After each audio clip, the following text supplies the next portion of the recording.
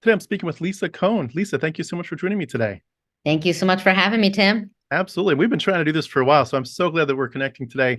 And I've got a lot of questions from your story. Your story is going to be very different from a lot of the interviews I do, but we'll just start with a quick bio. Lisa's from New York, but lives in Wayne, Pennsylvania, which is my neck of the woods. I worked in that area for many years. She's second generation from the Moonie Church, also known as the Unification Church. And her mom even got married as part of a mass arranged wedding with 2,075 other couples at Madison Square Garden. Maybe we'll talk about that shortly. She's an author of the book To the Moon and Back, which is a great play on words from the Moonie Church. So she's a former cult kid. We'll talk extensively about that. If you're not familiar with the Moonies, they're also known as the Holy Spirit Association for the Unification of World Christianity, but they have splintered into several other groups. And their savior was known as Sun Myung Moon. Is that right? Yes, And you were actually close friends with his children, which I'm sure we'll touch on shortly. yes. That group is the group that started the Washington Times newspaper, and his sons even run the Sanctuary Church, also known as the Rod of Iron Church in Pennsylvania. You may have seen that in the news where they encourage people to bring their AR-15s to church. So we've got a lot to talk about. But Lisa, before we get into the details, tell us more about yourself. Well, thank you for having me, Tim. It's absolutely great to be here. So when I talk about my childhood, the way I describe it is the best seats I ever had at Madison Square Garden were at my mother's wedding, as you said, 2,075 couples, and I had floor seats, only time in my life at Madison Square Garden with floor seats.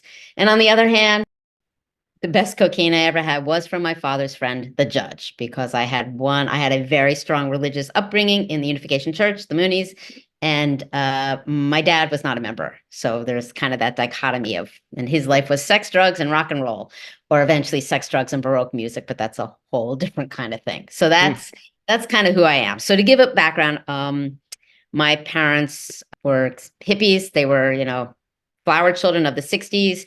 They got married before they should have, had my brother, had me, split up soon thereafter. We lived with my mom, and a lot of stuff went down, which I can go into or not, but it wasn't always a safe, wonderful way we were growing up at that point. And I point that out because in 1972, we were living in East Orange, New Jersey, and we were supposed to drive across country to go live in a commune with my mom because we were hippies and that's what you did.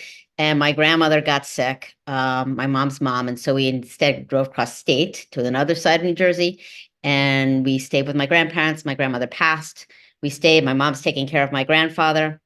And then in 1974, my mom's friend, with whom she used to hitchhike across country every summer, called her and said, "You have to go hear this man speak." And she went to hear Reverend Myung Moon. And I very rarely refer to him with that honorific, but she went to hear Moon speak in January of 1974 and came back enthralled, excited. "This is amazing. He's amazing. Jesus wasn't supposed to die. They have the truth."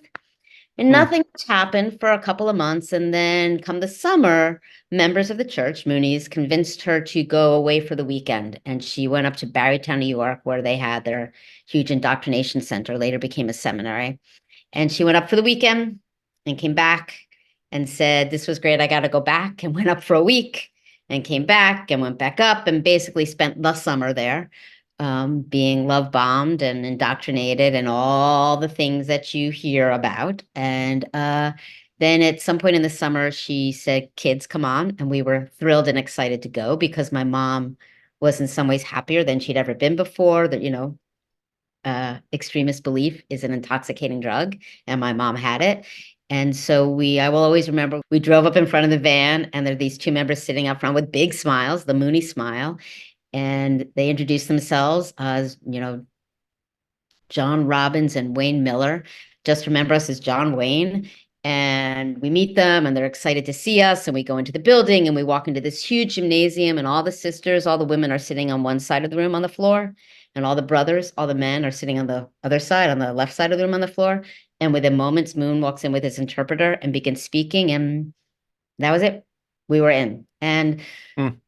I can tell you how we got more involved because it goes on, but people say, one, "Why did you believe?"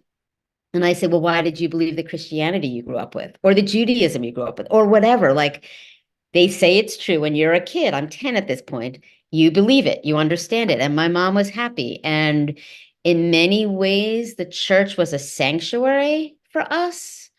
You know, we didn't have structure, we didn't have rules. My father had my brother smoking pot at the age of 10, right? You know, wasn't that long ago I read the autobiography, the memoir of the lead singer of the Red Hot Chili Peppers.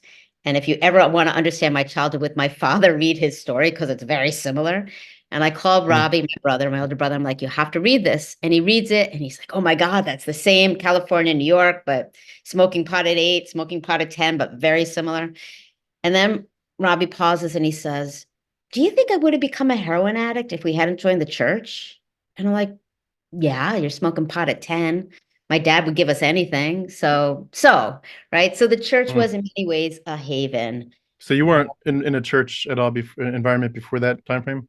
I mean, my mom did a lot of searching. There was born again Christianity for a while, there was Hinduism for a while, there was primal screaming for a while, there were no talking days, there were Oh all, so wow. my mom was always a searcher. And then when she found this, she found it for her. Mm.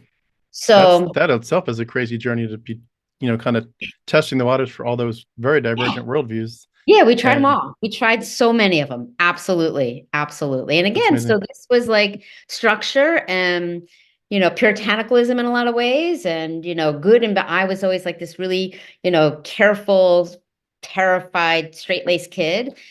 So it just fit in with all my rules. It literally fit in with all my rules. Mm. Before Um, you go into the rest of your story, could I ask, just for yeah. anyone like myself included, who isn't very familiar with the Moonie Church and Moon, could you just give a quick background as to what? I know you didn't know this at the time of the story when you were a child, but from what you've uncovered over the years in your research and understanding of what this was that you were involved in, just who was Moon, Reverend Moon, and what were the Moonies? What were they all about? So I will tell you the front story, and then I'll tell you some of the backstory that I've learned. So the church teachings were kind of a mixture of Judeo-Christianity, like Old Testament, New Testament, and the divine principle. Moon's teaching was the completed testament. That's how he Hmm. looked at it. And but also a mixture of Eastern philosophy was wrapped in there as well, the duality aspect and stuff. And so basically, Moon taught that the fall of man was sex between Eve and Lucifer, and then Eve and Adam, premarital sex. And since that time, God has been trying to bring mankind back to him, but man keeps failing.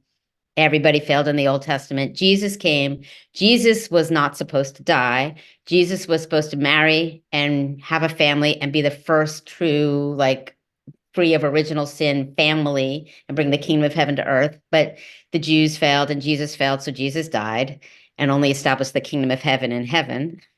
Still sounds true to me when I say it, right? That's the craziness of extremists, like not and yes. And then when you sit and you get the lectures of the divine principle, there's all these numerological calculations and all this information that shows that the Messiah has to come between 1920 and 1930 from Korea. And Hmm. it just so happens that Moon was born between 1930 and 1920, 1930 in Korea. And the story is that he was Well, 15 and he was on Easter Sunday up in the mountains praying, fasting, and Jesus appeared to him and begged him to take over his mission. And he refused a couple times, and then finally said yes, and the rest is history. hmm. You got to love some good numerology. Just as a quick aside, I grew up listening to a guy. He probably wasn't related in any way to your experience, but a guy named Harold Camping, and he was a date setter. He would set the date for the Lord's return. He said it probably 3 or 4 or 5 times, and by the time he set the last one, he was so elderly that it didn't matter anymore. But it's amazing the numerology discussions. I'm not. I've never been close enough to him to like really understand every nuance, but I understand enough to know that they can do some good sleight of hands and some good trickery there. You can prove just about anything. And what I love about extremist thinking is he can give you the date, and then when it doesn't happen, he can explain why it didn't happen. And generally, it's because you failed and you haven't been pure enough for it to actually happen. And then he gives you the new date and you believe that. And then when it doesn't happen, it's generally your fault again that it hasn't happened. And you believe it, right? Our minds want to believe what we believe, as I'm sure you know, right? We crave certainty so much. So they say it's, we joke, anything that Moon did that didn't make sense was providential. When it came out that he had extramarital affairs and illegitimate children, it was providential. And that's how he was restoring Eve, as opposed to just having sex. So yeah. So he wasn't a reincarnation of Jesus in his teaching. He He was was just not another a divine. reincarnation. He was a separate person taking on Jesus' mission. Okay. But was he considered divine or at least quasi-divine? He would never say it out loud, but he is and was the Messiah. And I mean, he had himself and Hak Jahan, his wife, crowned emperor and empress of the universe in some Congress hall, some congressional hall. He had Congress people there, and they literally crowned them in this ceremony as emperor and empress of the universe, I believe, somewhere in the 1990s, something like that. Wow. Yeah. Yeah, he Arrogance much? had a lot of connections. They That's still have a crazy. lot of connections. Yeah, very connected. So yeah. So he's now passed, but his sons have taken over the ministries and their different factions. Yeah, so he's passed, and it actually split three ways. Hak Jahan, his wife, is actually running what I believe is the Family Federation of Peace. His oldest living son is running some other faction, and there have been fights over the business holdings because when Moon died, he was the wealthiest religious leader ever with just under $1 billion, I believe, something like that. I could be wrong, but I believe. And then the Sanctuary Church is his youngest living son. So there's three factions of it. Yeah. And just before you go back to your story, just for this sheer size of it, how many people do you know were in this at the heyday, and how many people are probably in it today? Someone just asked me that recently, and it's really hard to tell because if you were in the church and you look at it, they say hundreds of thousands throughout the world. And then if you look somewhere else, it says, 5,000 its heyday in America. So don't really know. I know that people are leaving, like second gens and third gens now are leaving. They're not recruiting as much, but they're also having kids. So it's kind of probably stabilizing somewhere. I like to say they live next door to you and you don't know, unless you live next to Sanctuary Church and then you're pretty aware of them.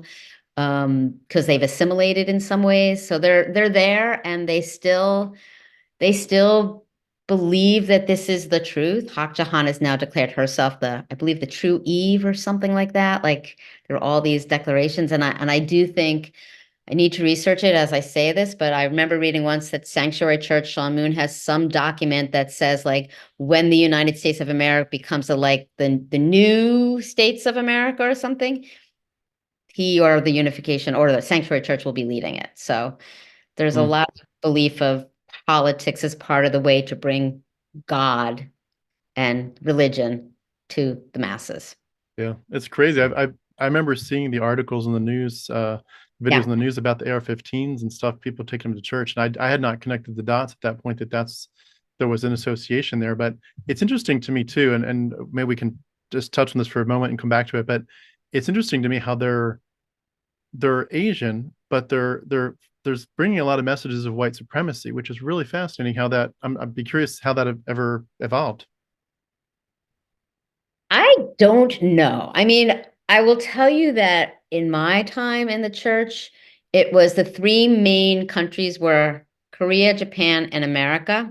And America was like Korea was best, obviously, and they speak Korean in the Kingdom of Heaven, and right, everyone should learn Korean. But like I think either America or Japan, one of them was restoring Eve or something. But America really it was not good to be American. It was not good to be white. The best thing you could possibly be was Korean, and from them Japanese, and then down to America. So I Mm, I do believe, I mean, I did not know how connected the church was with politics when I was in it. I do know that when Nixon was potentially going to be impeached and instead resigned, there were prayer vigils in the Unification Church for Nixon. They were all on his side. I have learned that practically every Republican president leader has spoken at church events and been paid a lot of money to do it. They're very connected with that. I believe that Steve Bannon is connected with Sean Moon, and because Moon and his family have such power, people who want that power are, I believe, happy, willingly to be related to them. And yeah, yeah. I don't know. I kind of wonder if Sean Moon realizes that he's dealing with mostly white supremacists, and at some point maybe that won't make sense, but I don't know. I've never actually met the person and don't think I ever will, happily. It's Well, fascinating that that's the whole big study of it all. But going back to your story, when you first went, what were your impressions as a kid of the church?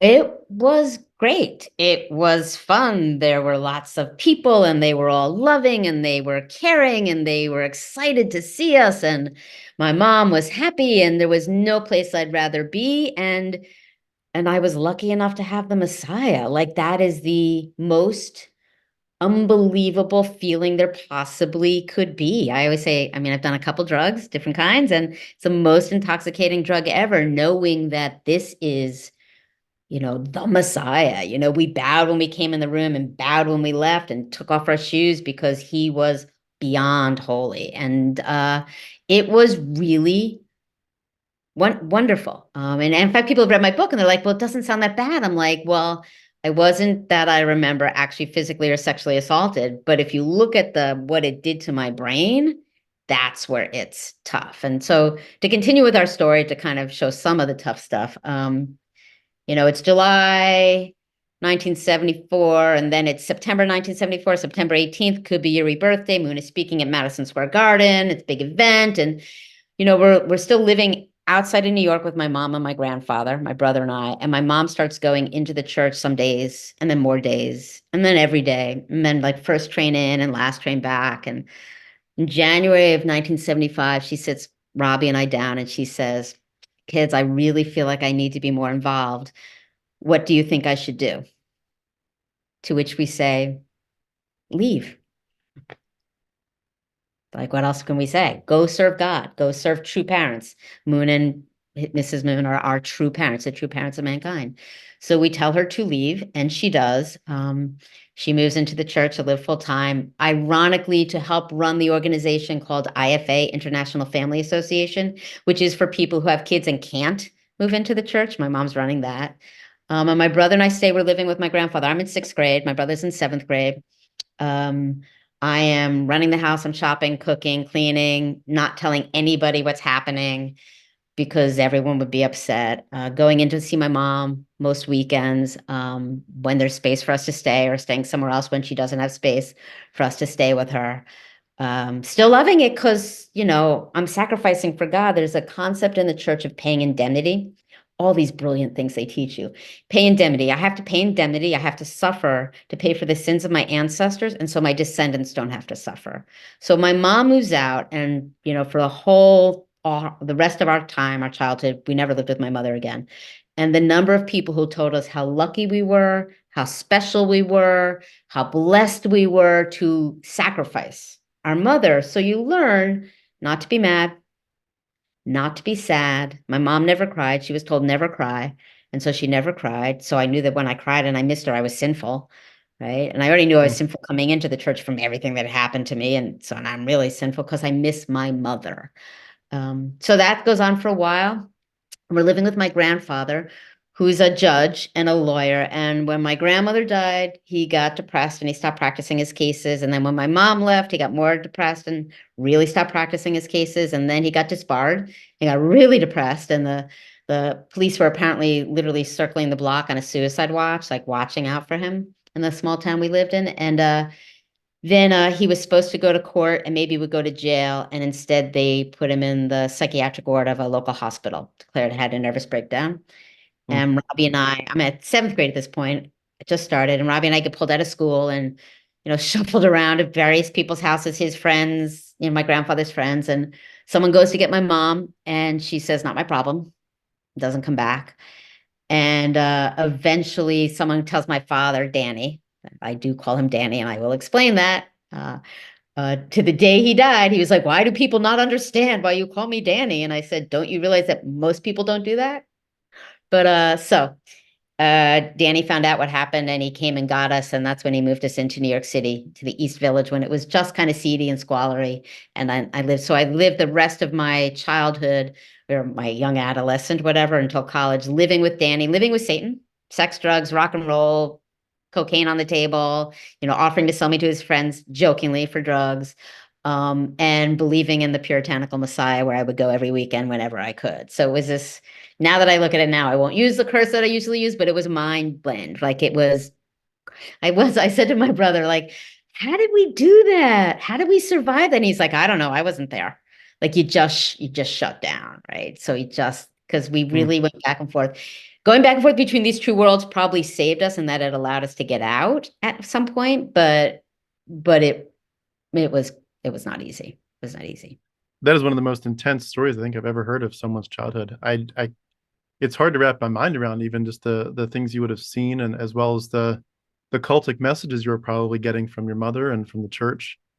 On that note, could I ask what were the church messages? What were they saying to you that you had to do or believe? Well, Moon is the Messiah, and you're lucky to suffer, and you need to suffer for God. And I hope this is not offensive to you or your audience, but I was listening to someone talk about how, in their evangelical church, they were taught that God is always watching you and God sees you and God sees your thoughts. And therefore, if you sin, when you think sinful thoughts, you go to hell. And honestly, my response to that was, God, if it was only going to hell, that would have been fine. Like it would just be me. But I was Hmm. taught that I was breaking God's heart, that I was causing God to suffer, that I was like, God has been waiting for 6,000 years for mankind to come back. And by your missing your mother or anything non-puritanical, and I can tell a lot of soap operas about that, but like anything that's not along the lines of church beliefs, you are breaking God's heart and causing God to suffer. And I carry that people pleasing with me. I'm 60. I carry that people pleasing with me 50 years later, right to this day.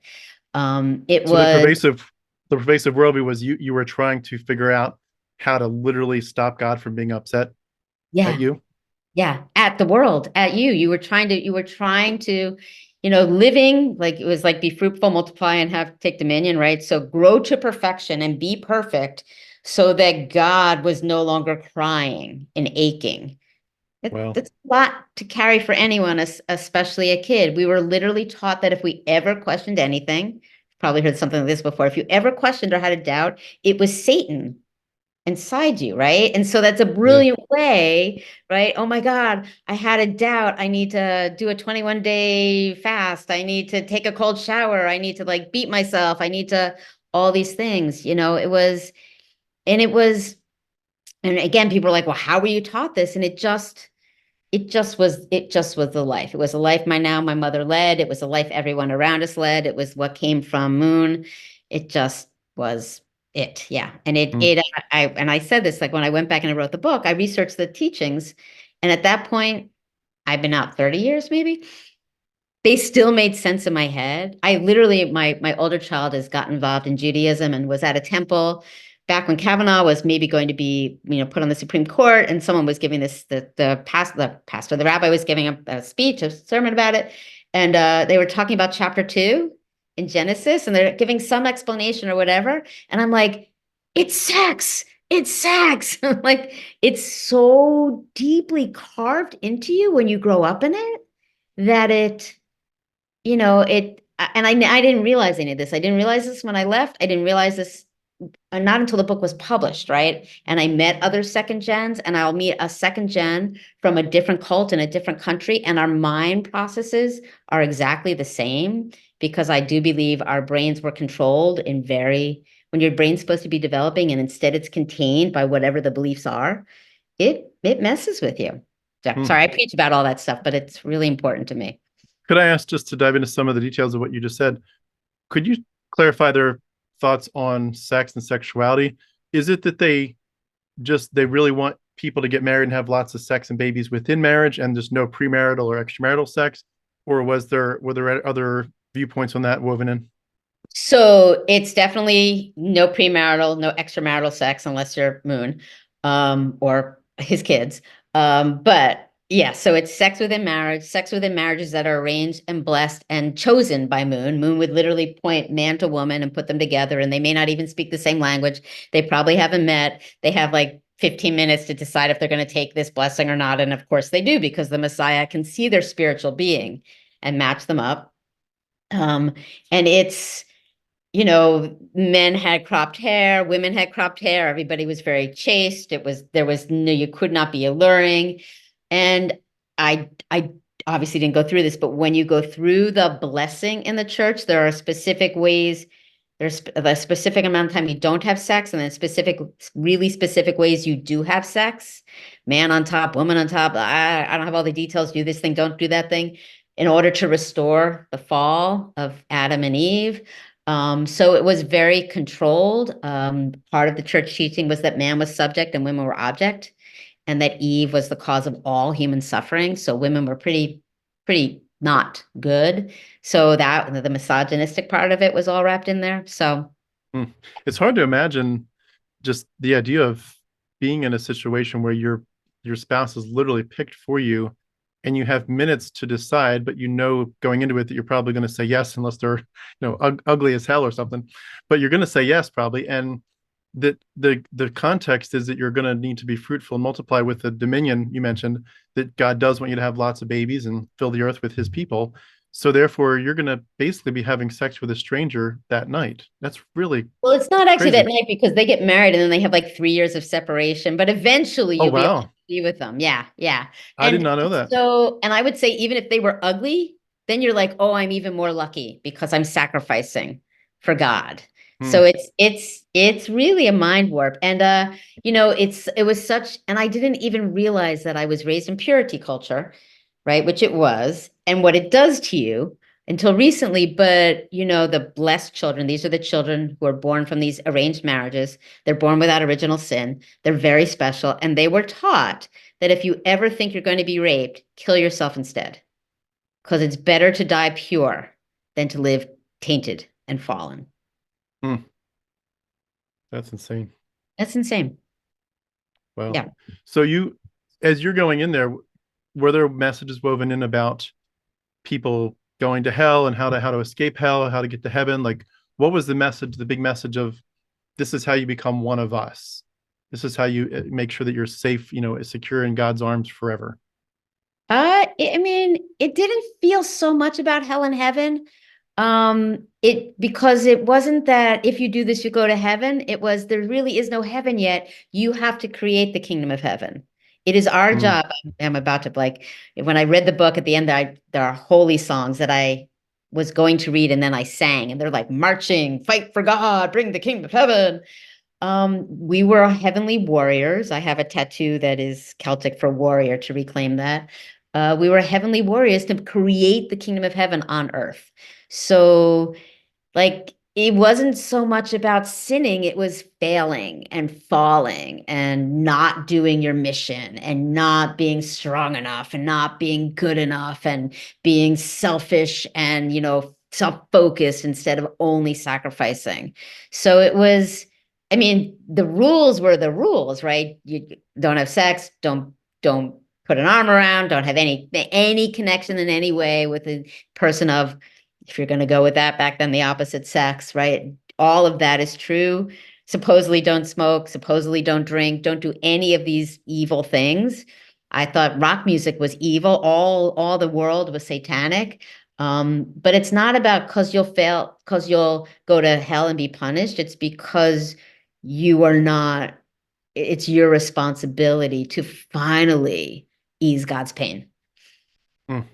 So as long as you're moving in that direction, you're probably safe with God and Jesus and Moon, if as long as you're Yeah, making as long as progress. you're moving in that direction. But the reality is, no one can ever be that perfect, right? It's not possible. In many of my beliefs, one of them, there's no such thing as perfection. And I'm absolutely perfect just as I am right now. And you figure that out. But both I do believe are true, right? But this is a different form of perfection. But that level of sinlessness is unattainable. Mm, So you're always falling short. You're always crying. You're always apologizing. I mean, when I read the book, I read about when I introduced myself to Moon once in the very beginning when he was speaking. And I wrote like, I'm 10 years old. And like, and then I sat down so ashamed for how tainted and evil and sinful I was from my life before the church. I was 10. I mean, things did happen to me that mess you up, but I was 10, right? And I already knew that I was, right. And then you mm. put in the fact that I was friends with his kids, and then it all becomes even more of a mind game. Yeah. Wow. So when you were starting to go there, did you at first feel like you had any like red flags, or were you because your mom was so vested in it? Did you feel like it was your pretty much your home base at that point? Home base, very quickly, home base. Don't remember any red flags. She said it, she wanted it, she was happy, it was good. We were surrounded by brothers, one family. I mean, so may I curse on your podcast? Well, I'll leave it out because it's not my Yeah, line. you can curse. Okay, so I don't know if you watched The Vow, the documentary about Nixium. I It's don't one of think the I have. documentaries about Nixium. So Mark Vicente, who's in Nixium, part of The Vow, he says no one joins a cult. They join a really good idea and then they realize they were fucked. They're all based on really wonderful, beautiful ideas. One family under God, you know, kingdom of heaven, self-actualization, bringing about a better world. They're all great ideas. And so when we joined, it felt like a great idea as much as I could understand it, but mostly it just felt like there were like hundreds of brothers and sisters who adored me and loved me and thought I was cute and my mom was happy. And there's a Messiah and it's exciting and like there's a reason and it just felt good. And I mean, I'm one of the people who left while I still believed, and I can get into that story when we're there.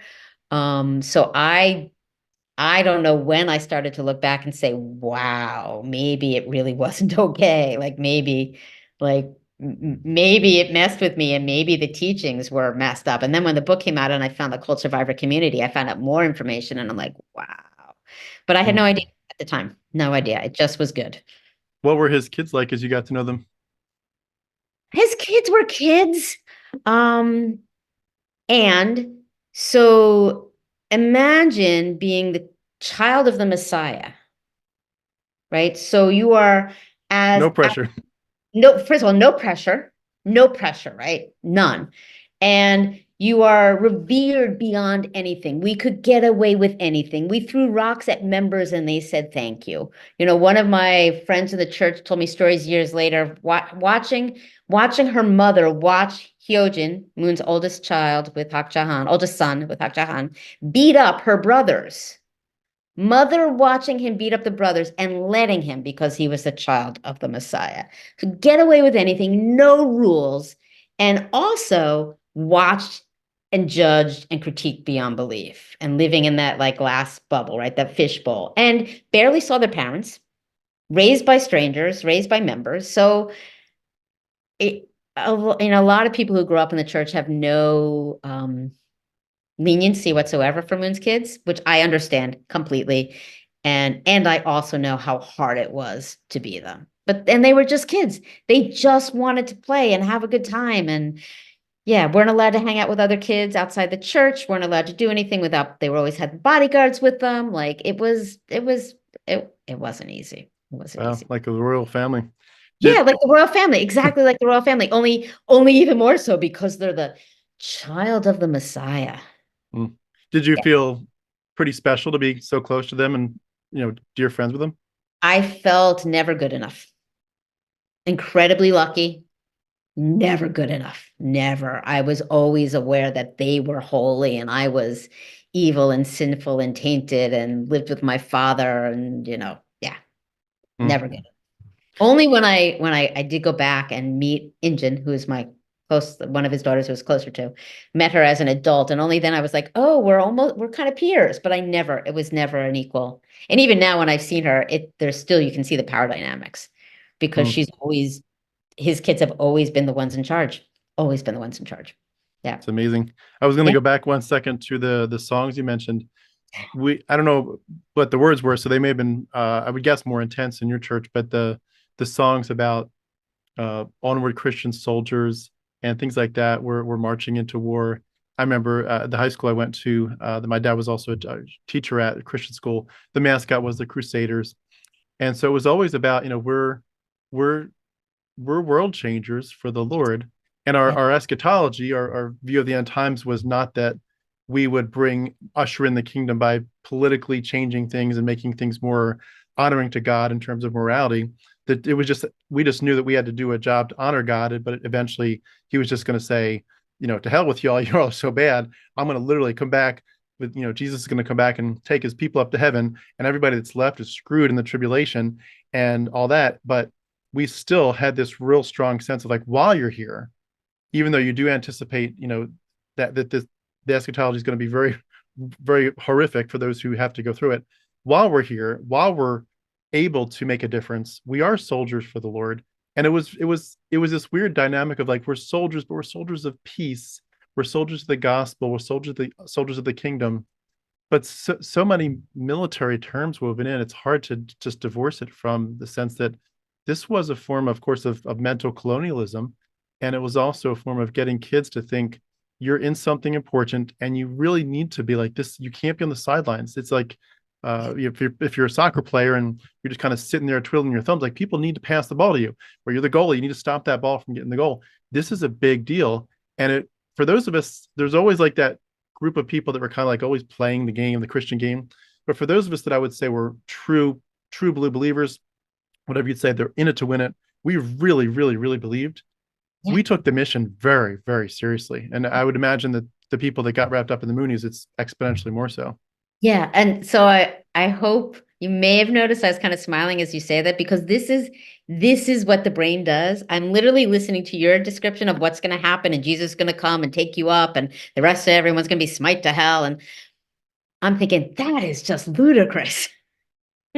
Right. And that's, I remember when I was 15 years old, I spent the summer, my mom tried to get rid of me for the summer, sent me to Seattle, and I'm proselytizing and, trying to bring in members. And I met someone who's a Mormon. And I remember thinking, oh my God, that is insane what she believes. So like, when you're in that, you think you are true, and the rest of everybody else is kind of messed up in what they believe. But yeah, I can even as you describe it, I don't know if you notice it. I am a coach also, and your body, your voice, it took on that like energy that you get. Like even now when I hear the songs, I feel that. I don't believe it at all. I feel that same energy that I felt from them, because it's this really powerful. So I say, as humans, we crave certainty, purpose, and community. You will never have more certainty, absolute purpose, and a community beyond as long as you don't leave, right? And that power, I saw it and heard it in your face when you talked about how you were to be the warriors, right? The God's warriors or whatever. I can hear my going, marching on, heavenly soldiers, right? That's one of our songs, right? And you were just like, yes. Yeah. Yeah, it gets you. It really does inspire you to do. You just think, I don't want to just be another guy. I don't want to just be Yeah. another Christian. I want to change the world for Christ, and I want to get that Yes. crown. And when God says at the end, oh, well done, good and faithful servant, I want that to be a wholehearted, word from Jesus. He's really proud of me, and you get wrapped up in it. But I'm just curious, bouncing off what you just said though. How did you see were all other Christians whack jobs, or were some Christians kind of close? Like what were those associations like? I remember when I was proselytizing in Seattle, I must have gone up to talk to born again Christians, and they tell me they would pray for me, and I'm like, "No, you don't need to pray for me. I've already got it." Right? So it wasn't like a us and them, like we have the truth and you're all going to hell, but it was more like we have the truth and we have to give it to you. Like we have to give it to you because you need to know. You need to know that Moon is the Messiah. You believe in Jesus, but Jesus didn't succeed. Like Moon is it. So it's more like I have to teach you. I was talking to, like, if you've never believed fervently, you don't understand it. But I was talking to someone about, I believe the Jehovah's Witnesses literally go through the obituaries, and if someone has died in your family, they will go to your house and say, "Do you want to see your father again? If so, join us, and you'll see him again." Right? Well, Um, and that's like horrific.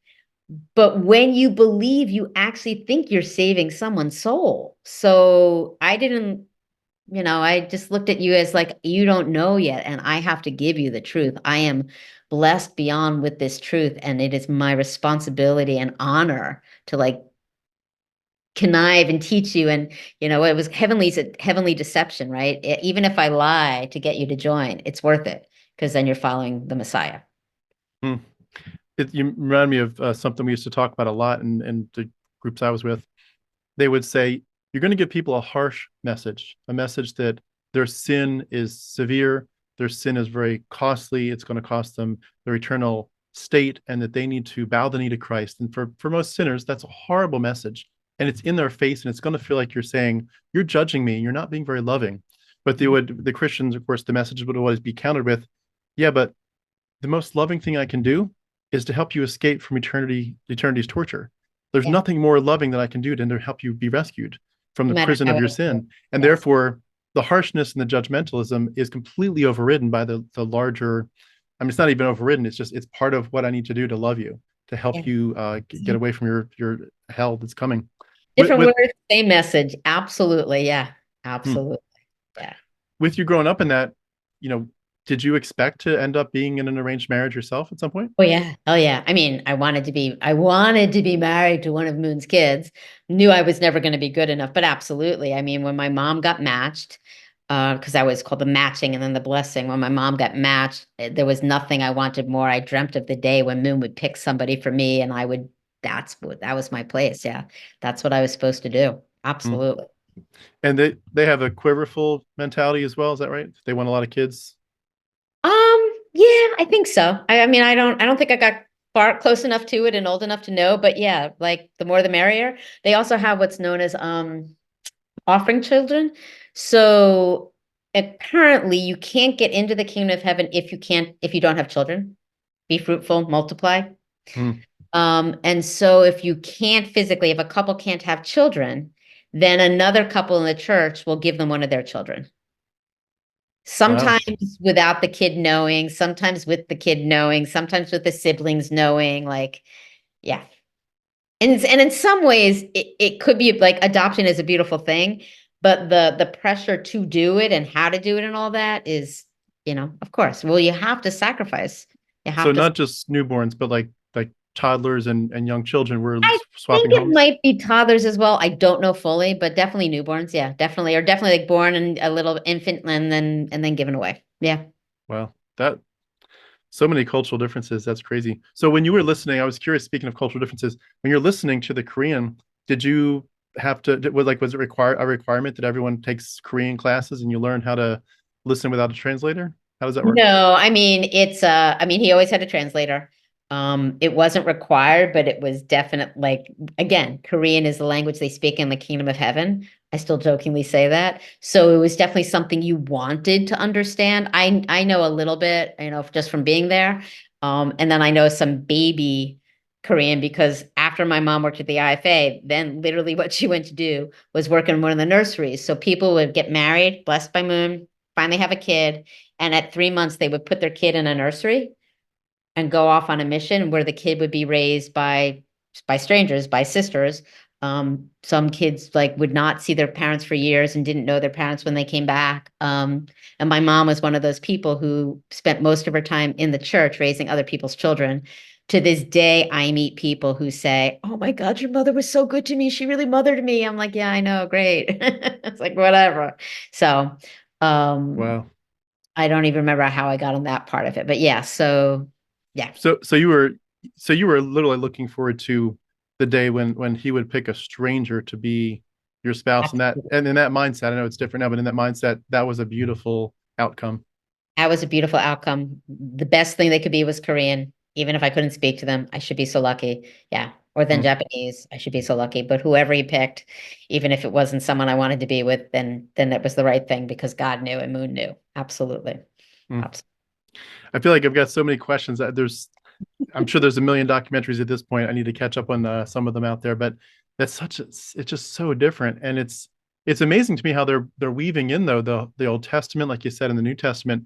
It's like it's an offshoot of Christianity, but compared to the ones that at least I'm used to, I mean, it doesn't really matter what I'm used to or someone else's. They're all versions of mythology to me now, but it's like compared to the mainstream Christianity that I'm used to, that is so divergent, and yet they're weaving in so much. It does remind me.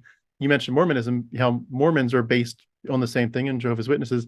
They're taking this message that maybe if you could go back a couple hundred years, arguably maybe there was some level of Mhm. unanimity on some key teachings, maybe, but that at some point somebody just said we gotta, we're way off base in some major piece. We got to take it a different direction, and it's fascinating to me. Like you're painting the whole psychological part of it.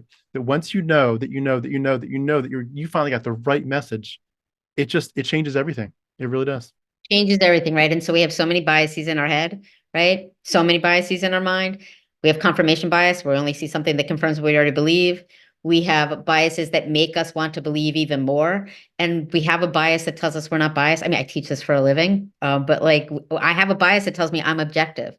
I mean, I really am objective because I studied all this and I really, really know. The rest of you are biased, right? And so our brain just kind of folds in on itself. And Moon and probably other cult leaders know ways to work with how the brain folds in on itself and to reinforce the brain folding in on itself. So you somehow find yourself believing, and then if you believe it, you know you must believe it, and you want to believe that you're really rational, so you believe what you believe, and you're just, and then you're there, and it feels good. It also feels really bad, but you don't know that. And when you feel bad, that's Satan. So you don't let yourself feel bad, and it only feels good. So it just, yeah, it just keeps you going. It's one of the scariest things when you realize that those dynamics you just mentioned are going on in the minds of the loved ones that are still completely stuck in it. It breaks your heart, and you're just like, I don't know, but I could imagine that you might never escape this thing. You might go to your deathbed thinking this is all real. It's Right. just horrifying. Or leave that and hop to another, like cult hopping. There's a reason they call it cult hopping, right? Yeah. Yeah. I mean, and I can tell you also that I did not know this then, but Korea is a very messianic country. So Christianity was brought there. There's a lot of Christianity, a lot of really evangelical Christianity, and there's a belief in a lot of ways that the Messiah will come for Korea. There's something in Korea where they kind of believe this is happening. And so he wasn't the only self-proclaimed Messiah from Korea. He was just the biggest. And as they said in the Netflix documentary, the most successful self-proclaimed Messiah. And Korea also has a lot of sex cults and purification through sex, religious purification, spiritual purification through sex. Hmm. And I have been told, I do believe that that actually is part of the founding of Moon's church, right? And that he was actually having sex with all the women in the early leaders. And that's why he got put into, the concentration, the communist camp, as opposed to, so there's who knows whether he was religiously persecuted or he was sleeping around and saying he should because it's providential. So Hmm. yeah, you can It, get away with it a lot. I'd be curious if some of those dynamics are behind what happened with North Korea's history as well. And there's certainly a Messiah savior cult there with the dear leader. Yeah. Yeah, Hmm. it's a very Korean culture is a fascinating culture. Yeah. Yeah. So how long did you stay? It depends. As my brother likes to say, I never left. I just slowly drifted away. So I joined when I was 10. I actually signed the documents when I turned 11. It was my birthday present. Um, and I left somewhere between 18 and 21, 22. Kind of was a long, drawn out process before you would actually get me to say I used to be a Moonie. Yeah. Hmm. So. What were the early seeds that made you start to change your mind, or at least to stop attending? So there's my life, living with my dad, living with Satan, going to the church whenever possible, all the dynamics, all the guilt, all the shame, all the self-loathing, all the self-revulsion, all that's all baked inside me. And I'm good friends with Moon's kids. They're called the true children, right? The children of the true parents, the true children.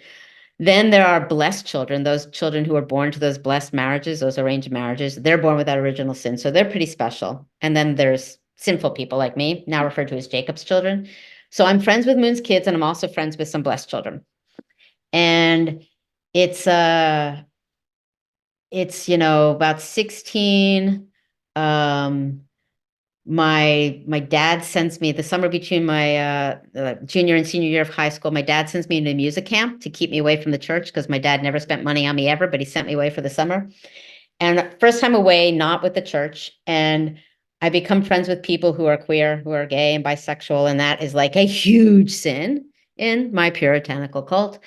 And I write my mom, I'm like, what should I do? These people, what should I do? And she's like, they're evil, they're sinful, their sexual preferences are awful.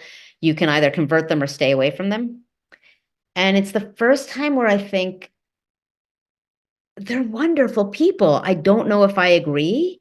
So I begin to question. And beginning to question makes me know that Satan's in me. So I'm like, I'm questioning and I'm sinful because I'm questioning. And I found old journals when I wrote the book, and I wasn't suicidal, but I was I was suicide ideation. And I come back from music camp, and I got home. And so I'm friends with Moon's kids and the blessed children and me. And one of my 16-year-old blessed children friends This is the soap opera part. She was seduced by her Sunday school teacher. And in order to have anyone from knowing what was going on, she had an affair with him and she actually got pregnant. In order to have anyone from knowing what was going on with her, she spread rumors about me. She said I wanted to sleep with him and all the brothers and that I was promiscuous. And so Moon heard the rumors, believed the rumors, and made a decree that only blessed children could be with the true children in order that I was never with his kids again, which is actually funny because I was the like cleanest, most squeakiest of all of them. But that's the decree. So I go into my senior year of high school knowing I'm questioning. And so Satan's in me, and knowing the Messiah has banished me. So he must know how evil and sinful I am. Not a good feeling. And so I think, okay, you followed your mom into the church as a child. You're 10. So now you're, as an adult, as a 17-year-old adult, you need to step back for a little bit and experience life on the outside so you can make a final adult decision to go back, never question, never leave again. And so I start hanging out at home on the weekends, spending more time with my dad to his delight, making closer friends in high school, hanging out with friends in high school, finding more unconditional love and support there than I did in my puritanical cult, which was supposedly all about love. And then, experimenting here and there, experimenting with alcohol a little bit, even though it's sinful. And I throw a party for my best friend, which happens to also be a surprise party, someone else's birthday. So I throw it for him too, my first boyfriend. And at that party, I get like really stupidly, my brother found me in the street in New York City, drunk. I don't say that to many people, but that's true. At least that's what he tells me. And that party, this boy, Adam, kissed me and I kissed him back. And then I had a boyfriend and that was like, all hell broke loose and you're going to sin and you're going to fail and make a decision. And, we just catapulted us into a serious relationship and keep going. And then I went off to college. I went off to Cornell at the end of the summer and I was determined I would break up with him and I didn't. And that was my slow, like pulling away. Cause I couldn't, I knew Moon was the Messiah. I just didn't want to do it anymore. So it was torturous. And I spent hours and hours late at night with a friend going, what if it's right? What if it's right? But what if it's right? To which he finally said, what if it is right and it's not right for you? And for whatever reason, that was like what I clung to. And so I just slowly stopped going and practicing and believing. And then, yeah, freshman year, I almost jumped off the bridge. Sophomore year, I stopped eating and lost. I was about 30 pounds less than I am now, and I'm not heavy now. Junior year, I did a heck of a lot of cocaine, including with my dad's friend, the judge, but a lot of cocaine. And senior year, I just started off in really destructive, abusive, not healthy relationships. And, soon after college, I got engaged to someone who worked for and drank with my father, who was a really mean alcoholic. And I almost married him, and someone pointed me in the direction of Al-Anon, the 12-step program for those of us with our arms clasped around the alcoholic. And I crawled into my first meeting practically on my hands and knees saying, tell me if he's an alcoholic. There's no way I would ever be with an alcoholic. Only to discover that my father drank and drugged every day of his life. My grandfather was in AA. My grandmother was heavily addicted to a lot of different things. Oh, and I grew up in a cult. And I'd never dealt with it. So that's like the Wow. That's it's I know we're laughing, but it's a horrible place to start adulthood for sure. When you mentioned Cornell there, that with the bridge, were you implying you were struggling with suicidal ideation at that point? Yeah, I don't know that I was struggling with suicidal ideation, but I know there was a day that I almost jumped. Okay. I was walking home and dying would have been better than failing and falling. Like what's what I wrote in the book. Like, it could be better to die to my physical death than to die my spiritual death. So rather than break God's heart and, fail and be one more person and not live for the Messiah, I should die. And it's only like like you look back in retrospect that and then I stopped eating and then all these other things that I was just slowly punishing myself for failing and falling and being sinful and all that stuff. So, Hmm. yeah. It's interesting the difference there where you were philosophically okay with ending your life in the sense of what comes next. Because one of the ways that the whole hellfire and brimstone group really gets you is that's not an option. Yeah. You can't, like, if the pressure is so much that you just want to escape, you can't do that because the next step will be exponentially worse than whatever you're struggling with now. Like, do you really want that? The whole frying pan into the fire motif. It's like, do you really want that? Do you know what you're saying? Yeah. And it's one of the ways that they, I mean, obviously would never want anyone to hurt themselves, but it's one of the ways that I think they maybe, in a good sense, keep people from thinking about suicide, but also that fear of like, there is no escape. Like there's no such thing as escape. Like God will get you coming and going. You're damned if you do, you're damned if you don't. You must bow your knee in every which way. And there's no like every wild oath that you sow, God's going to pay you back tenfold for it. Yeah. So don't think this is a game you can gamble with. And I think the message came through loud and clear for a lot of us of like, this is very serious business. Like this isn't just there's a beautiful life. Don't you want it? You know, you could have an ugly life and it's your choice, but it's no big deal. But there's a beautiful life of of love and obedience and submission. God will just bless you so much. It isn't just that. It's that if you don't choose that life, unbelievably horrific things are waiting for you. Yeah. Yeah, it wasn't. Maybe I've blacked it out. I've forgotten a lot. My brother jokes that I wrote a memoir and he has all the memories. There are a lot of strange things that I don't remember, which makes no sense. Some of the things I don't remember, but it wasn't the sense of damnation to hell that I would suffer. It was really God and, yeah, my suffering didn't matter. My suffering didn't matter. It was the suffering I was causing God that was I was caught in. Yeah. Hmm. Yeah. So that story you mentioned about what if it's true, what if it's not, or what if it's not true for you, or good for you? Like, how did you move past that? Because that's a pretty intense phase to be in as well. Yeah, I'm lucky. I don't know. I just kind of had that and clung to that. And my brother went to a college where there were Moonies that he knew, and I went to one where I could kind of hide. And I just kind of hid away and stopped going and stopped believing and stopped showing up and just kind of stuffed it all down. I literally, when I stopped eating, amongst other things, I stopped when I stopped eating my sophomore year, my second year. And I finally, like, I got so low that they sent me to see somebody, and I saw a nurse who would help me to eat again, and I saw a counselor, a grad student, a psychology grad student, and I never talked about the church. Okay, I went to Cornell my first year as a believer. My, middle of my second year and a half later, I'm in therapy and I don't mention the fact that I used to be a Moonie because everybody knew how awful and sinful and crazy and or sinful, but like weird and bizarre and wrong it was. And I just I knew that if I told this counselor this, she would judge me. And so I never told her. Like that's how much I just kind of shut it down, dissociated, and kept going. I have a incredible ability to skirt disaster and survive. Um, I'm either Hmm. incredibly strong or incredibly lucky or incredibly blessed or incredibly watched or all of the above. I have no idea. Yeah. But yeah, like the cocaine, I did a lot of it. And then one day I was like, I'm doing too much and I stopped. How? I don't know. Hmm. So yeah, I just clung to that and slowly pulled myself away. But then, as I say, punished myself endlessly for having done it. And, Hmm. Do the they try to guilt. chase the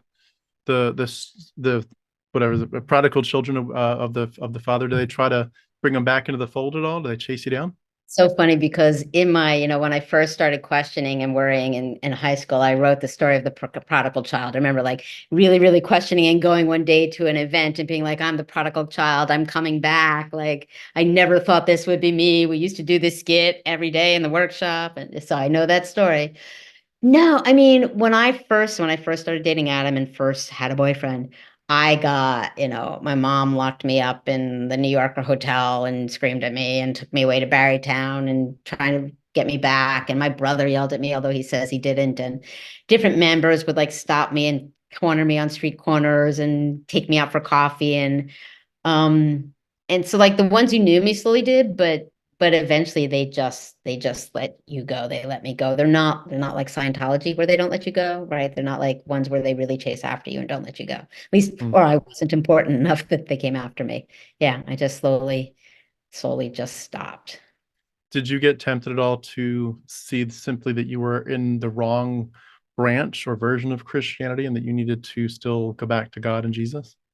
No, for me, if I thought about God when I left, I only had the God, Moon's God, and I only deserve to die. So I just stopped thinking about God.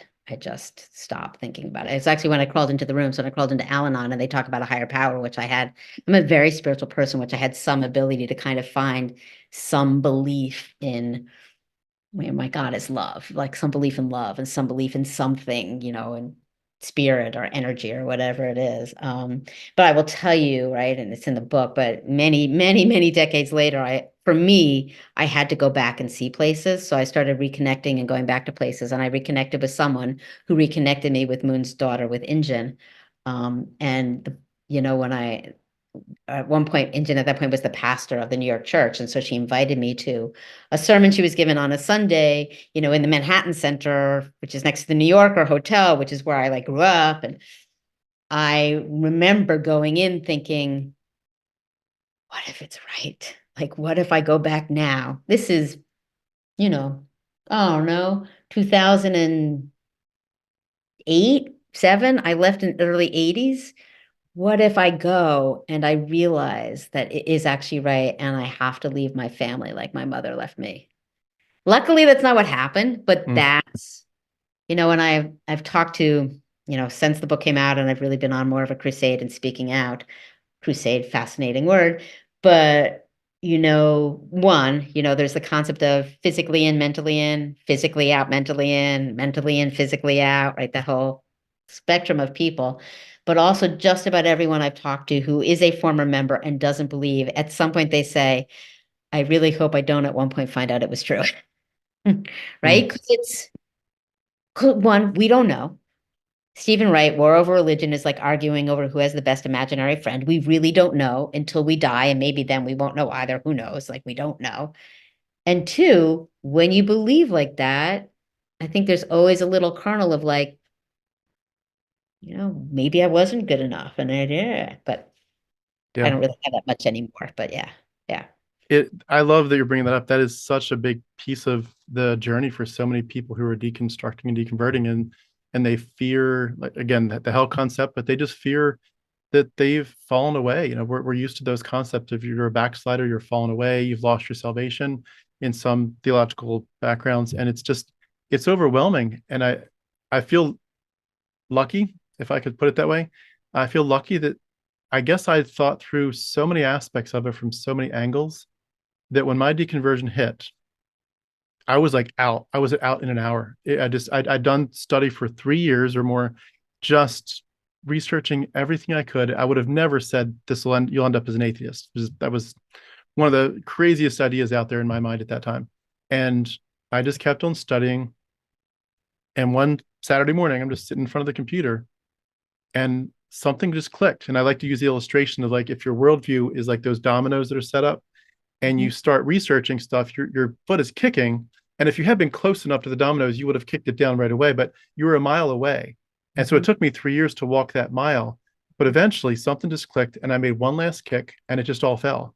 Yeah. And I was just, again, sitting in it I apologize to my normal viewers. They know this story. So I'll try to keep this short because it's repetitive. But I was just saying to myself, I don't think this is real. And I immediately thought, there's no way. There's no way it's not real. Because number one, there's got to be a reason. There's something rather than nothing. There's obviously there's things in motion. There has to be someone that put them in motion. There's beauty, so there has to be an artist who created the beauty. Um, and just more basically, at that time, I was thinking, there's no way that many people have been deceived for 2,000, 4,000, 6,000 years. There's just no way. And I thought immediately, wait a second, we as Christians are all saying the Buddhists are all deceived, and there's a lot of them. All the JWs, even Mormons within Christianity, they're all deceived. Certainly the Muslims, they're all deceived and en masse for thousands of years.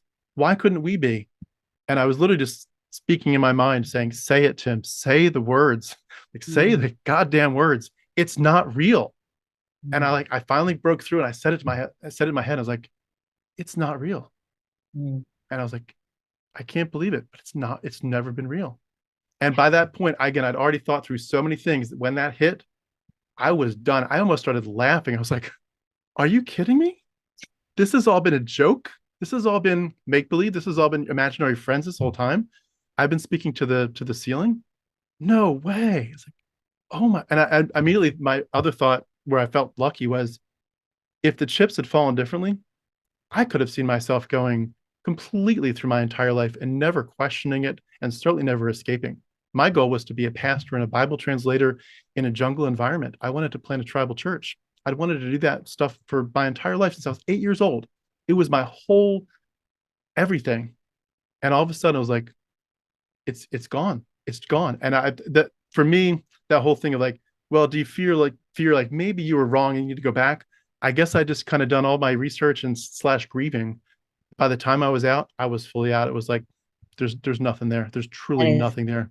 that is so beautiful. I meet a lot of second gens from my church, and a lot of them knew at a young age that it was just whacked. And I'm always like, oh my God, how did you know that? That's so amazing, right? But yeah, I look back and I'm like, why was I so, it fit right in with part of my psyche and my personality. It carved my personality. Yeah, it is what it is. But yeah, you look back and you're like, what? Seriously, what? Yeah, Hmm. yeah. With that background, what would you say are some of the biggest things that you had to really dive into and dissect and pull the roots up for your healing process? Oh gosh. The amount of self-revulsion and self-loathing that was carved into me.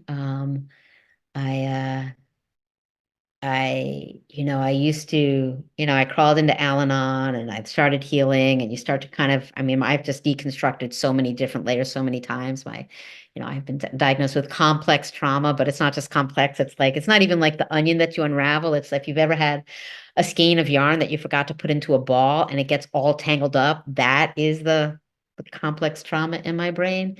And so it's like, I'll answer in the way I answer. I remember the one time when my therapist said to me, "You think you should stop calling him Reverend Moon?"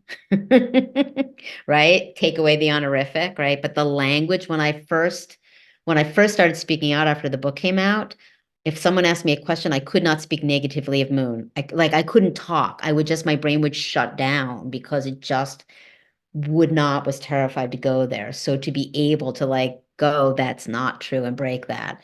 But a lot of it for me was really the have no needs, have no wants, sacrifice, self-revulsion, self-loathing. So yeah, when I first called into Al-Anon, they give you all these pithy sayings. And there was I am enough, I have enough, I do enough is one of them. It's very helpful and I love it. And I just used to think I never thought I was enough. And then I realized that actually my deepest belief, when I really would get to the heart of it, was that I should have jumped. I should have died. Like I should have died, right? I know that's not my belief, but that's what was put into me, right? The introject that was put into me. And I would get to the heart of it where this sense of my inner core, this is probably too whatever for everybody, but well, if you've ever watched the Harry Potter movies, at the very end where Voldemort is this like little writhing, little gross thingy, that was what I felt was taught was like that was like the heart of me when I would get there.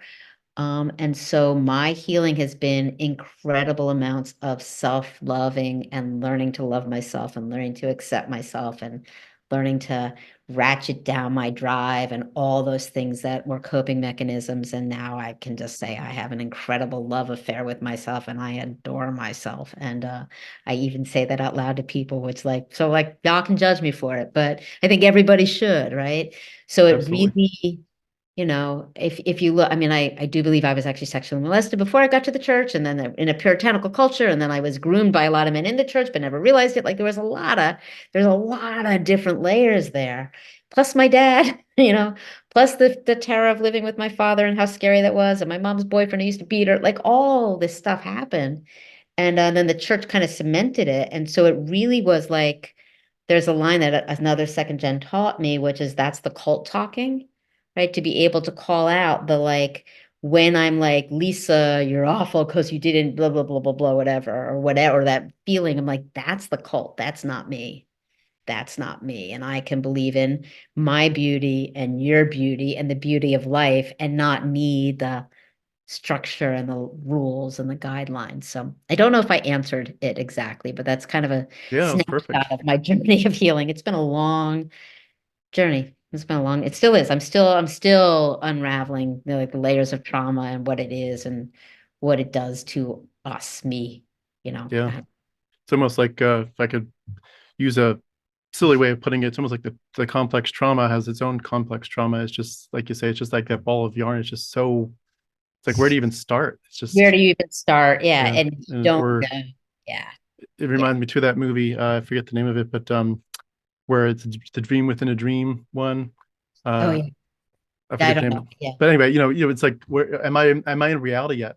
And yeah, you make it makes me think too that one of the things that I love about your story is that there's this underlying message of like you were learning to eventually hear your own voice again, but you have to like first acknowledge that the other people's voices got woven in so much that at first it's hard to see your own voice, to see your own identity. And this journey for so many of us is like, do you understand your autonomy was stolen from you? And do you understand you're not going to be healthy until you get your voice back? yeah. And I did not know. I did not know that I didn't have a voice, right? Exactly right. Like I didn't know I didn't have a voice. I didn't know that the voice I had wasn't my voice. I didn't like literally this one is it says speak my truth with a clear voice because there's a church hymn that goes speak the truth with a clear voice. So this is my older kid's handwriting and that's that one. But I did not like I just but again, like all the church teachings, and again, my mom left. We told her to leave. We were lucky to have her leave. We couldn't miss her. No wants, no needs, no always less than it. Like, yeah, you just you don't even know. Like, I'm like, am I allowed to think that?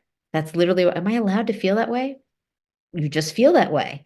But there's this like, it was really yeah, I took it in deep. So yeah, I Hmm. love talking about what it does to our brain and that it's possible to heal. So yeah, so when I wrote the book, I wrote the book, my kids kind of read it when they got old enough. My older child read it when it was a manuscript, and then they read it again when it was the book. And my kid being my kid, they annotated it all over the place. That's who they are. And we're talking about it, and it comes to the point where I talk about meeting their father, my husband. And I wrote something like, I shared my demons and my scars, and I was certain that I would scare him away when he saw how damaged I was. And my kid was like, what the? Like, why? But I literally thought I was broken and damaged and like not worthy because of what had happened to me, which is again just false, false lies. I mean, in the end, as a child, when the world isn't safe, you have to make these false beliefs in order to feel safe. That's what we do as children. We blame ourselves. We take it on. It's better for me to be bad than the world not to be safe, and for my parents not to be safe. But unraveling that has been like, yeah, okay. And then the string goes in over here, and then it comes out over there, and then now it's green, and now it's purple, and okay, Hmm. yeah. I just walk around with my hand on my heart. Lots of self-compassion. Lots of Yeah. self. Well, Yeah. I love that you're for someone that went through so much, you seem to bring a lot of joy and humor and lightheartedness, which can't imagine doesn't make a world of difference for your healing process. Yeah, I am lucky I mean, I've also have, studied positive psychology and done a lot of work in a lot of ways to learn like our brains have negativity bias and we can rewire neuroplasticity. We literally can rewire our brains to be more hopeful and joyful. Not to negate the sad that's out there. 2022 had cancer, right? Two surgeries, lots of chemo. It's not been an easy stretch. And also, there are yellow birds that I love and they bring me joy every time I see them. And so I have built my healing around loving, when I took the positive psychology course, they nicknamed me love embodied, like giving and receiving love. My God, little G, whatever my belief, I believe in love. We're all energy. None of this exists. We're all energy. We're all the same energy. And I just choose to call it love because it makes me smile. Yeah. So yeah, that's kind of how I go around, like trying. And then once you say you like yellow birds, I could show you I have like them all over because everybody gives them to me. And every time I'm like, you can stay in the pain, own the pain, feel the pain. I've had to learn to feel the depths of I never thought I could feel, right? And I remember the first time recently when I totally sobbed in therapy, and I've been with my therapist off and on for a long time. And I said something about crying all the time. She's like, I don't think I've really ever seen you cry like that before. And I've made up for it in the last 4 months because I've been going through some incredibly intense stuff because I've also been doing a lot of body work. My body, the body keeps the score, right? My body has released a lot of the energy and trauma that it's stored. So yeah, so I can feel all of that and have compassion with myself, and then also look at a text from a friend who sends me a smiley face and smile. So both Mm. are true. You're an absolutely fantastic role model. I just gotta say you are a role model. I'm sure other people are feeling the same thing as they watch this, but you're a role model. I love it, and it's such a big deal. And I would just maybe echo that that's been one of the hardest things for me to explain to people. And I don't think I could put it in the words as articulately as you did for sure. But people often ask me, how do you like, why are you so happy and smiling and joyful when you're also very eager and willing to admit that you are a nihilist? You don't think that there's any meaning to this life, and you don't think that ultimately it's going to add up to anything. And doesn't that bother you? And there's something about me, maybe it's part of my Christian background that had so much hope that it's just, you just can't get rid of that. I don't know. I'm not sure. Maybe I need to undo my ball of yarn too. But there's something in me that just says, I get it. I am a nihilist. I don't think this life matters, but I feel this this incredible beauty to try to leave it better than I found it, especially for the sake of my children and the planet. I just think what a great thing to say. We were given some really hard hands to deal with. The card motif, we were struggling so much. What if we could give the next generation a chance to say, from the earliest days, your autonomy is intact, your voice is strong, you can choose what you want, you can love who you want, and it's all okay. And there's no threat if you don't believe like me. Like, what if we could do that? For some reason, in the midst of my worldview background having shifted so radically, I still have so much hope for my life making an impact and for our culture. But anyway, I love what you're doing. You're a great role model to us. Can I ask, on that note of being a role model, have people come to you and said, "Hey, I'm from the Moonies too. I'm escaping too. Can you help me to process this?" Yeah, people have reached out to me from the Moonies. People have reached out to me from other places. People have reached out to me with no cult background whatsoever, but trauma. I like to say my story is crazy, but the scars are very similar. Very few people have the two worlds, right? Either one could be wild, but I was a child of the 70s. So yeah, and I mean, that's why I do it. I was walking into town the other day and I ran into a neighbor who said, "Is your book appropriate for high school?" I'm like, "Hell yeah, because this all happens." And so she's like, "Oh, so and so is on the board of this school." And I'm like, "That's why I do it. Anytime I get a chance to tell my story, because my story, there may be one person in the audience who knows they're not alone, right? Who sees that there is hope. I believe I have a message of hope. It's hard. Recovery is hard. It's painful. Undoing it. And I would never say give up your hope, keep that, but like undoing the junk that was in there and all of that, it's hard work and it might be my work for the rest of my life, but I have so much hope and I have so much joy and I have, two amazing grown children and so much joy and love in my life. And, married almost over 30 years, that's a learning, but like so much going on that, yeah, yes. So yeah. And I Hmm, love when people reach out to me. I truly, truly do.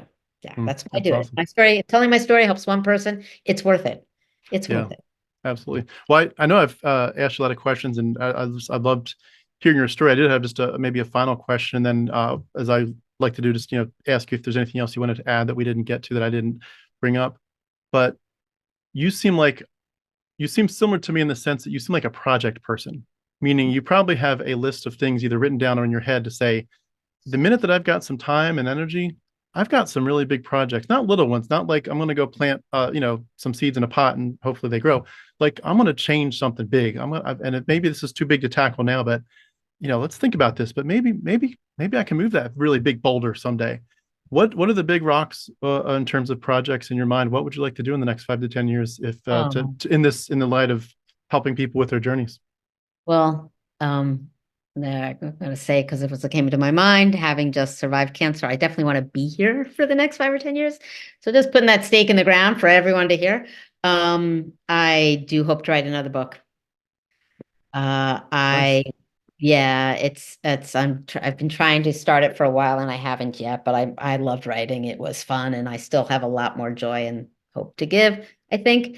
And so I am all over social media all the time, just kind of being hanging out there. This is Lisa, this is my journey, and it helps some people. There was a time when To the Moon and Back was, getting shopped to be a TV series and it fell off. But I would love my story to be out there, one, because it'd be fun, and two, because it can help, right? And I just want to help. So I would love to have it get in schools and get more places. And I was actually I was in the midst of a keynoting class, right, to become even better in front of a room when let's see, it was like day one, day two. My dad finally died, and Danny finally died, and then I got diagnosed with cancer 2 days later, kind of thing. Mm, So I'm going back out to start that process again, to put myself out in front of the world, hopefully to share a message. So is mm. that, and other than that, I just want to have a good time, hang out. Absolutely. And What? go slower. The funny thing is, like, with all my sickness, and then I literally went into 2024. I never make New Year's resolutions, and I was like, this year's gonna be great, and no medical issues. January 3rd, I concussed. Like, Mm, whatever. So I've also learned to ugh, go incredibly slow and lie on my couch and do nothing. And that's what we're here for too, right? I don't have to accomplish huge things. It's okay if I just be. So yes, and yeah, both. absolutely. I love that message. Yeah, we're definitely working hard to help make a difference in the world, but at the same time, you don't want to burn yourself out and Yeah. end up being no good for anybody. I love your story again. You're so powerful. I say this to different people, but I feel like I really want to say it in this case. We need your voice. Like your voice is so critical in this. This is you're one of the people that stands out to me as a bit of a heroine in this community. So I really appreciate what you're doing. It's a big deal. Um, I'll pass it back to you one last time. Did you have any other parts of this journey or anything else you wanted to add that we didn't touch on yet? So I would just restate. There is hope. You are loved. You are loved. You are enough, even when you think you aren't. And love what, like, this one says, it's upside down. First, most always. I can't find it in there. That's in my handwriting. First, most always. Love yourself first. Love yourself most. Love yourself always. And if you think you're not susceptible to this stuff, you are. All right, you really are. And but there's always a way out. There's always a way out. So yeah, Hmm. that's where I would end. Yeah, and I just ditto that there's two for the people going through it where there is a way out. It really does get better. It's such a hard journey when you're in it. I talk to people every day almost where they're just like they're grieving, but it's like it one step at a time. It does get better, and your community builds. And there's a lot of people like yourself that just we want to love people going through it because we know what the journey's been like. We know how painful and even insane it's been to go through it, and to finally get to a point where we can say I'm several years or even decades past it. I can now help the people still going through it. It's amazing journey. I think you made a great point, right? It is a loss. It is even if it's a lie, losing it is a huge loss, right? And so how do I let myself actually grieve that, as opposed to being, why am I so upset about it? It's a huge loss, even though it's also a great gain, right? That's the duality. Dialectical, right? Yes, and. Yes, and. Hmm. Yeah. It's interesting. If I could add one more thing about off that, the year that I deconverted was 2019, and my father had passed away in January of that year. And I deconverted in end of September of that same year, and it was interesting. They weren't related. I wasn't deconverting because of his past or anything, but it was a good illustration to me because you go to a funeral of your parents, and everyone, of course, is saying it, not even saying it, but just implying you should grieve. This is a sad time. You should grieve. We're sorry for your loss. Everyone's somber. But then when you have your heavenly father, who was very real to you, and you're in a sense going through a funeral for him because you thought he was real, and in some ways he was more important. You have your earthly father for this long, you have your heavenly father forever and ever and ever. He's more important in your mind. Mhm. He's more perfect. He's more glorious. He's everything. He's your true savior. And you're now, in a sense, having an emotional funeral for him. And it was interesting how the Christians would just be utterly disrespectful and be like, why are you sad? Or what is this process about? Like, you don't think there's a God. So go out and sin or whatever. Do what you want. And It's like, do you not get it? I was not in it as a Christmas and Easter Christian. I loved the Lord Jesus Christ. I loved my salvation. I loved the death and resurrection, that his precious blood bought my salvation. And I lost it all. He was my true father. And he just, in a sense, not truly died, and he was never there, but in my emotions and psychology, he just died. This is the biggest funeral ever.